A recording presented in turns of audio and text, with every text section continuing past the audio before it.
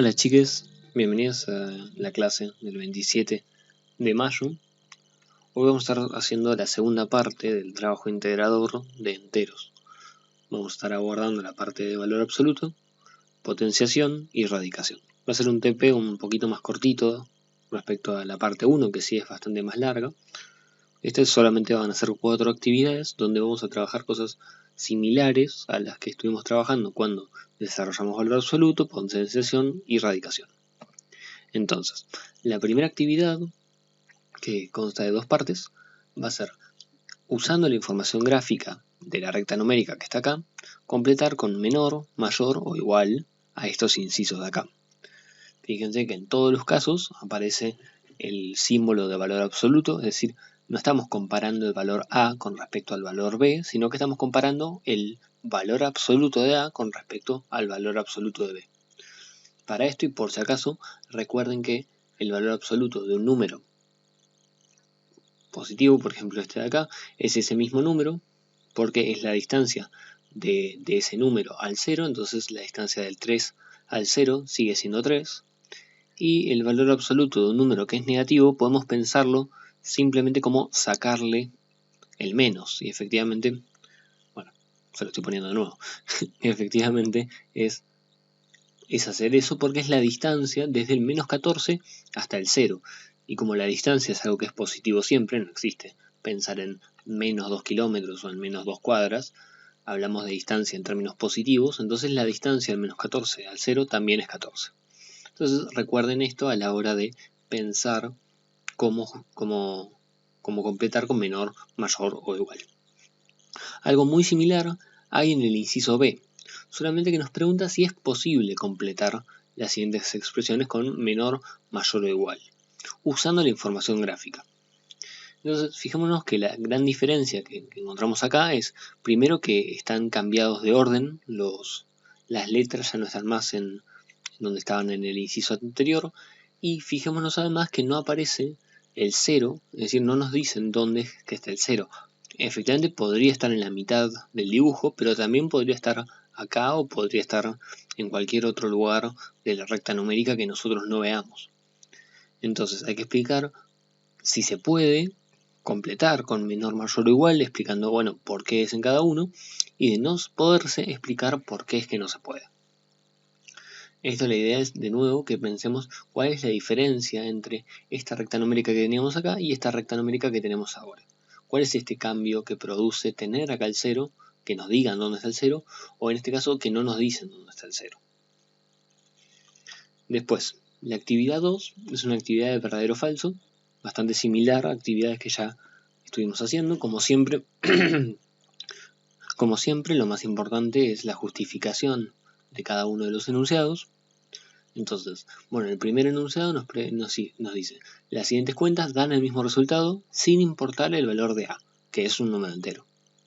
Entonces, en un caso tenemos A por A por A por A, y en el otro caso tenemos A a la cuarta, en el otro caso tenemos A cuadrado por A cuadrado, y en el último caso tenemos esta cuenta de acá. La idea es entonces definir si esto es verdadero o es falso, y justificarlo apropiadamente usando propiedades de potenciación. También pueden recurrir ejemplos, pero no basta. Por ejemplo, podrían comprobar que esto es verdadero o falso, no sé, con el 1 o con el 2. Pero no bastaría para decir que el enunciado es verdadero o que es falso sin importar el valor de A. Es decir, es necesario usar alguna propiedad o algún enunciado un poco más fuerte, cosa de poder justificar que esto va a ser o verdadero o falso para cualquier valor sin importar cuánto valga A. Algo muy similar pasa en el enunciado B, que nos dice que sin importar el valor de A y B, que son dos números enteros, se cumple que el valor absoluto de A más B es igual al valor absoluto de A más el valor absoluto de B.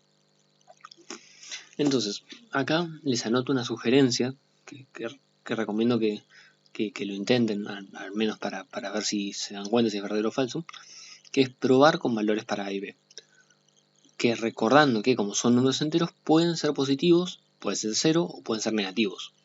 Es decir, prueben si esto siempre es verdadero cuando A es positivo, A es negativo. Por ejemplo, A puede valer 1, puede valer 2, puede valer 0, también puede valer menos 1. Y les doy una pista un poco más cercana.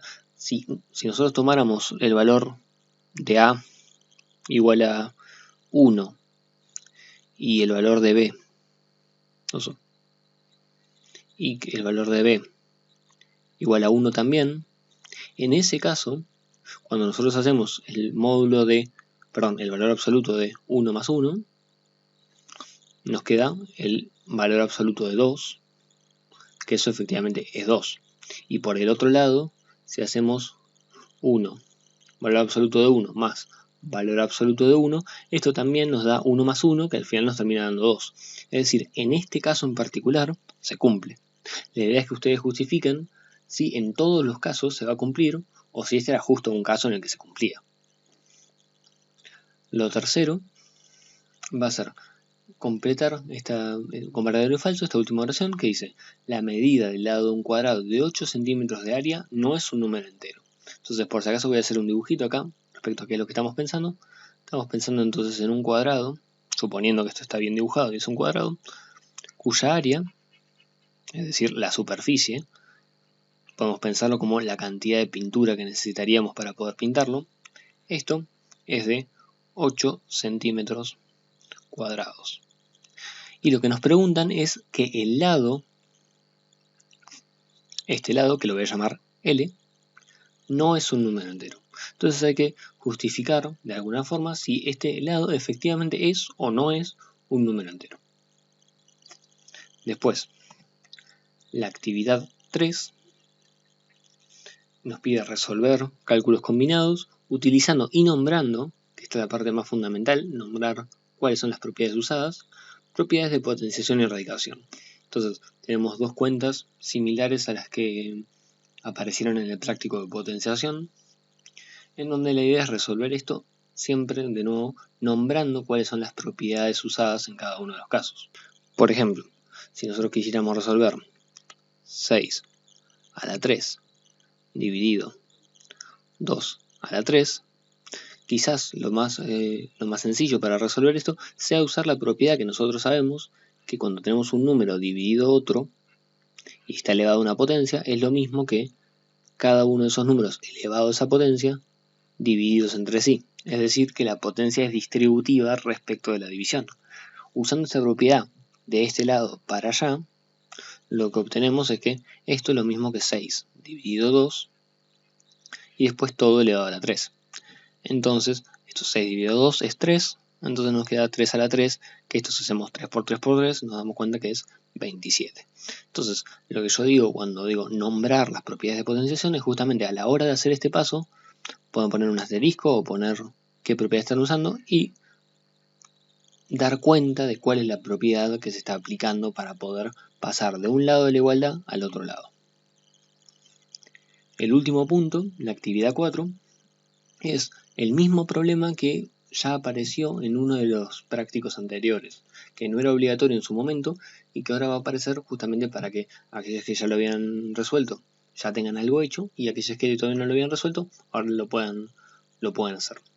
Con la diferencia que ahora tiene un inciso más agregado en donde empezamos a hablar sobre el coste de la mano de obra, que antes solamente hablamos sobre el costo de la cantidad de material necesario para poder ponerse a cercar el terreno cuadrado, pero ahora nos ponemos también a hablar sobre la mano de obra. La idea es que la semana que viene no van a haber ni nuevos trabajos ni tampoco un nuevo contenido de la nueva unidad, sino que va a estar dedicada exclusivamente y puramente a resolver la primera parte y la segunda parte del trabajo práctico integrador de enteros. Recuerden que la idea es que la semana que viene terminen de entregar la parte 1 y la parte 2, que es esta, van a tener 2 semanas para resolverlo. Igual lo va a decir correctamente en la página del eCampus. Entonces, la semana que viene, o el lunes o el miércoles, o por ahí los 2 días, dependiendo de cuántas consultas haya, el lunes vamos a tener un Zoom donde podamos hablar sobre cuáles son las dudas que tuvieron o cuáles son los problemas que aparecieron a la hora de resolver.